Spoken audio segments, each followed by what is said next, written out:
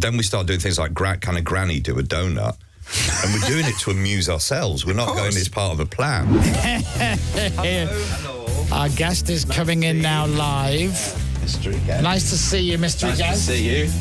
Pleasure. Nice T-shirt, by the way. Yeah, very cool T-shirt. Did you see Bob Marley live in Hawaii in '79? Oh, yeah, I was there. Man and boy. From the Caribbean, that's me. Right. Well, this is always awkward. Yes. We have to work out who our guest is with... Thanks for coming in, firstly, before we know... It's nice to be not known. Yeah. Is it? Yeah. I'm sorry. Get up early. Nobody knows you. Yeah. Get up early. Nobody's got a clue who you are. Well, we'll always feel more awkward than the guest in this feature. It's all on us this week. However... Sadly. However, I'm in the clear. Oh, no, you've got it straight away. Yeah. What? Yeah. So does that mean you can't say anything now? It means I can. I get to sit and watch Dominic squirm for a. Let's give him a minute, and then we'll get into it. Can I ask your name? No, you can't ask the name. You know that. First name. No, Really? not at all. Okay. That's the golden rule. You're wearing a Bob Marley T-shirt. Yeah. I'm not Bob Marley. That was my first question. Are you involved in the world of music? No. Not music? Not music. Okay. Good, that. The world of film? The smaller thing than film. Film. Sorry, TV? Yes. TV? Yes. TV. Involved in TV. Okay, Yeah. and you've done a lot of TV. Done all right. Thank you very much. Done all right in telly. I've done a lot of TV. Yeah. Done a lot of television. I've done a lot of telly. 30-odd years. 30-odd years you started doing the TV. That's right. This chair swings. Sorry, I'm not being rude. That's going all right. away As from long as that's the only thing that does all right. in this studio. And the stuff you do on TV is writing. You write for television. No. You don't write for TV. No, I don't write for TV. But you He makes it. You make the television. I make it, yeah. Yeah, it makes telly. You produce the TV shows? Yeah, more behind the scenes puppet mastery, I guess. Okay. You're not literally doing No, I'm puppets. not Sooty and Sweet. No. But you sort of... So you devise the shows? Part of I'm that. One of the people who did that. Yeah. You know? And we're talking big shows. Oh, they were big. They were. No, actually, the one we're making at the minute is really big as well. Is it? ludicrously So make big. 2 big ones. Yeah. Ludicrously big. And then we've got a new-ish one. I don't been out know. for a few years, and it's like a surprise hit. Really? The presenter is... Oh, well, we're done if you do that. Oh, yeah. Yeah. No, he won't You know can't my name, ask. though. He won't know my name. Well, the presenter's dubious, by the way. Really? Of dubious character. Can I go Yeah, go on. stretch limo for somebody in this room? Can I go... Oh, now! Okay. Okay. Oh, So- is that too much? You work with three... No, it's fine. So you work with I've been three... given the swear thing. Yeah. I You know have that's the worked limit. along through the years with 3 gentlemen. Yes, I have, yeah. One perhaps Two- more than the other 2. Is that fair to say? Was at school with him. Okay. Yeah. And I now know who you are. Their annoyingness goes in order of height. Which direction, I'm not saying. Oh, we know. We know, Andy. Andy Wilman. Yeah. Andy Wilman, ladies and gentlemen, is our I'm so sorry guest. not to get it straight away. Hey, no, hang on. How long did that take? Not long. An hour. A minute Wait, and a we're half. good. No, Right, you're very... Okay. You're Now- responsible for some of my favourite TV shows ever. Really? Yeah. Responsible for getting me to the Brits one year. Yes. In your stretch Yeah. Fiat... Was it a Fiat Panda limo? Fiat Panda stretch. He turned up looking like a homeless person because remember that sort of Tesco's carrier bag with all the lagers in it. That's right. I stopped at the offie on the You way. did stop at the offie, and Yeah. we're like, oh, he'll come out with like Chateau something. Yeah. Clinking cans. There we go. I think I bought an 8-pack of Budweiser and some Pringles. Oh, do you know what? It's even longer than I remember it. There you limo. are. Yeah, that's me. And then the car fell in half. Yeah. James had the anorak on, like all sort of, late night cabbie. Yeah. Do you know the interesting thing about filming that bit for Top Gear in the stretch limo, the stretch Panda limo, was I got told that we're going to pick you up from these apartments in Chelsea. And I'm like, I don't live in Chelsea. And they're like, yeah, come on, it's TV, play the game. Yeah. All you got to do is Act literally get in, you get in the vehicle. Act And I successful. And I go, what is the vehicle? And they go, you'll find out. apart from the fact that I don't live in an apartment in Chelsea, yes, everything else was real. Having a real time. I got in the vehicle and Jeremy started driving and we didn't stop until we stopped at an offie, an off licence. I went in to get some booze and then we carried on. Right. And then the back of the car fell off and then he dropped me at Earl's Court for the Brits. And then I got out, said, thanks very much. He said, you're welcome. Have a good night. And I went into the Brits. So... that was it? That was it. You know it was a limo? I can't remember, but I didn't know it was like... When you told you being picked up in style, I think something was like the line that. they told But you. your face when it sort of was cut in half on telly, fell in half. When we stopped and sawed it in half around the back. His face was just... You couldn't have had a better sort of guest. Like, it's lovely. This is what my life has come to now. Sparks dragging along the floor. But we drove through London in rush hour traffic. Took out a bollard.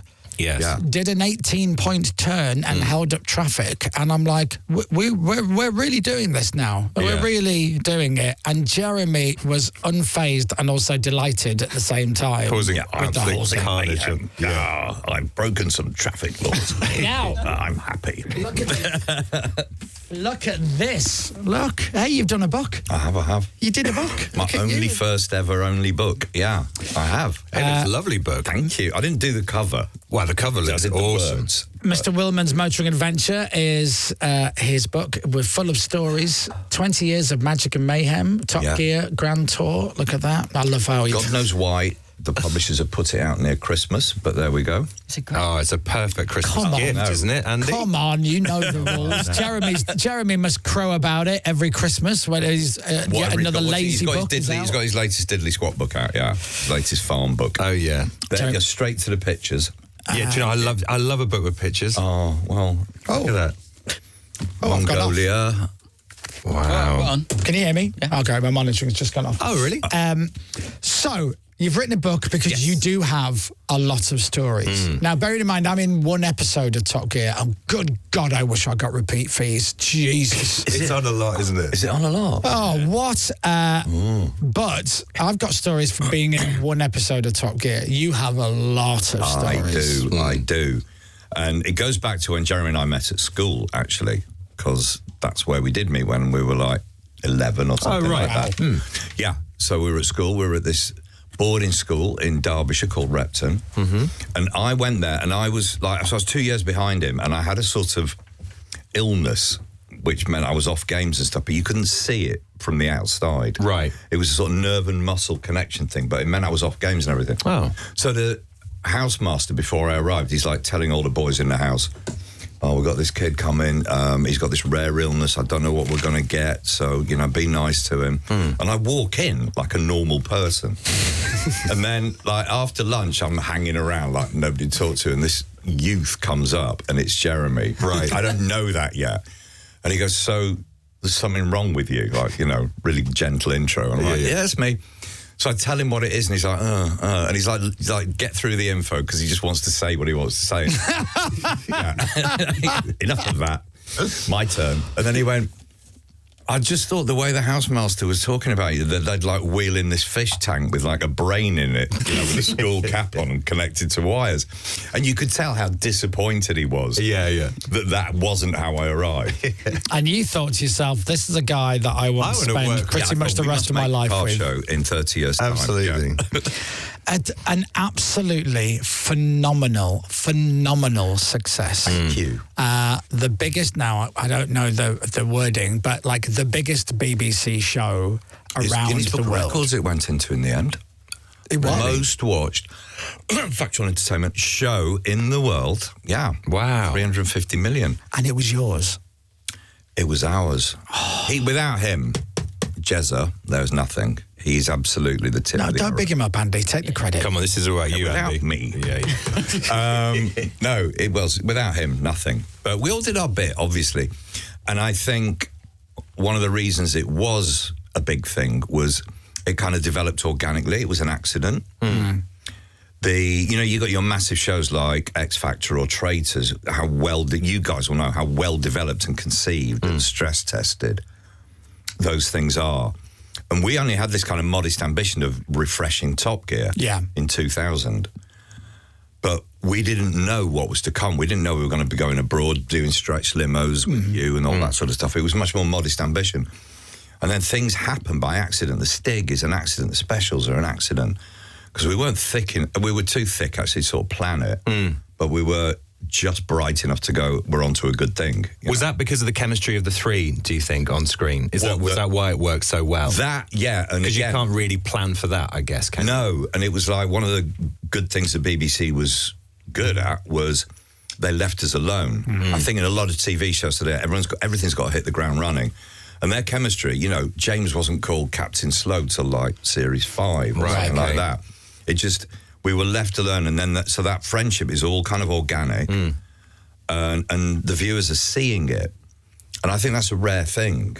Yeah, you know, you watch something and you're impressed by it. It's also a very rare and amazing thing that to have a show, and it's getting more a bit like this now, but certainly back then, to have a show about cars that develops into a show about cars that you can watch and enjoy if you have little or no interest in cars. Yeah. And that, for me, was the key. I'm not a big petrol head. I never have been. No, not am I. And I can sit and watch. Goes to pass my test. I could watch Top Gear and love every single second of it. And when they get really nerdy about cars, I enjoy it. Don't know what they're talking about. But then there's enough to keep me entertained in the show bit that I love it. Yeah. But isn't that always the way with that, like you say, the nerdy bit? We all watched like Antique Roadshow because we all like the bit where the boffin evaluates the and it's worth thing. £500,000. Yeah, and you go, oh, I learned something. Yeah. And then the rest of it is the sort of, we were like, I think, a journey into the male brain, but we did it via cars. But essentially we were that, like the guys on Friends are a great journey into the male brain in a kind of charming way. We were that, and the male brain, as we know, is vast and empty. It's like the O2 when everyone's gone home. With a bit of litter floating across the floor, you know, nothing going on. And it's like, it's an amusing place to go and have a look at. Like, is there anything in there? No. It's such a great show, and you owned it. What, business-wise? Yeah. We did for a bit. It was the worst business deal in the world ever because the BBC, were the only ones who were ever going to buy it back from us. Right. So it was a way of stopping us going. Because at one time, Simon Fuller made a move for us, and we were all on there on wages. And then he came along and went, right, just come and make your own car show with me, and then all just leave. And we got really close, and then we pulled out, and there was something about, we knew that we had to be under the umbrella of something called Top Gear, that the Jeremy Clarkson car show would not be as good a thing. Right. Even if it was the same ingredients. To this day, I don't know why, but I knew it was the right move. So we did a sort of weirdy business deal where we had part ownership. Yeah. And then the Grand Tour was similar, I guess. Yeah. But only fair and only right, because Top Gear was a successful show and then was a dead brand, right, with the greatest respect. And then you guys, like a phoenix from the flames, brought it back, and it became something new, even with the same name. But your Top Gear was very different to the original Top Gear. It was. That was like made out of Pebble Mill in Birmingham. Lovely show, but it was very like all those shows back then. Yeah, it was a consumer sort of advice show, like food and drink, holiday travel, clothes show. They were all, straight binary shows. And then we made this one, and like I say, we did not know where it was going to go. Things happened. And then we started doing things like kind of Granny do a donut. And we're doing it to amuse ourselves. We're not going as part of a plan. If you lot find it funny, the chances are it's funny. Yeah. Isn't it? I mean, that's kind of... Yeah. And then, obviously, that all finishes... And then you go and do that was quick. Well, because we're running out of time. That goes tits. And then it's Grand Tour, and then Clarkson's Farm. Yes, Clarkson's Farm. And we never saw that one coming. That was absolutely unbelievable. Jeremy never thought he was going to have another hit. Yeah. We were done. Yeah. It's such a good show. And then we did this deal with Amazon to sort of, they made us, music analogy, right? They made us like carry on working for them to make more grand tours. Right. And we were like, oh no, we're done, we're finished, we run out of ideas. And then, like those 70s rock bands, you like the sort of the record companies going, sign again. And as a sweetener, they give everyone a solo album deal. So the keyboard players like, and they're like, we don't care about your album, but we'll pretend we do. So we all got a solo project as a sweetener. Yeah. And Jeremy went, I want to do Life on My Farm. And if I had a quid for every exec who rang me and went, can you talk him out of that? I bet. Really? Yeah. So I rang him. I was like, can you feel the knives in your back? And he's like, what? I was like, oh, the people are trying to talk you out of it. And he said, I don't blame them. I don't blame them because I'm crapping myself. Yeah. It's just going to be the most boring thing. But we didn't see that cast coming. Yeah. I think that was... they were all there. There was nobody audition. Gerald, everybody. Andy, the more you talk, the more I'm starting to realise you're not very good at your job. You're just really fluky. You're just falling into it. It is. No, I'm literally, Well, look, I could talk to you for hours. I really could, but time is against us. So look, everybody watching, everybody listening, this is Andy's book. Looks great. Mr. Wilman's Motoring Adventure.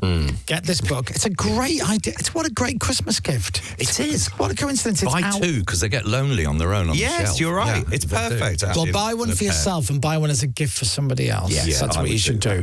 And I'd love you to come back. Thank you, gentlemen. And we can ask you a billion questions. Definitely. All right. Okay. Lovely to see you. Are you going to be at Jeremy's Farm Fest next year? Has he roped you into that? I'll be there for that. Yeah. Are you guys going to be there? I'm DJing. You're DJing? Yeah. So Alex James will be there, won't he? Yeah, Alex James and his Britpop Classical, which is amazing, by the way. It is. And I'm DJing on the Saturday night. I'll see you there then. So I'm looking forward to it. And of course, Jeremy Clarkson, very, very wise. It's a big farm festival, and it's not at his own farm. Absolutely. Well, the fact the council probably hate his guts and would never let him do it. True. Anyway, get Andy's book. It's Mr. Wilman's Motoring Adventure. Really lovely to see you. Yeah, nice to meet you, Andy. Thank you very much indeed. Ladies and gentlemen, Mr. Andy Wilman. Who are you, guest? Radio X.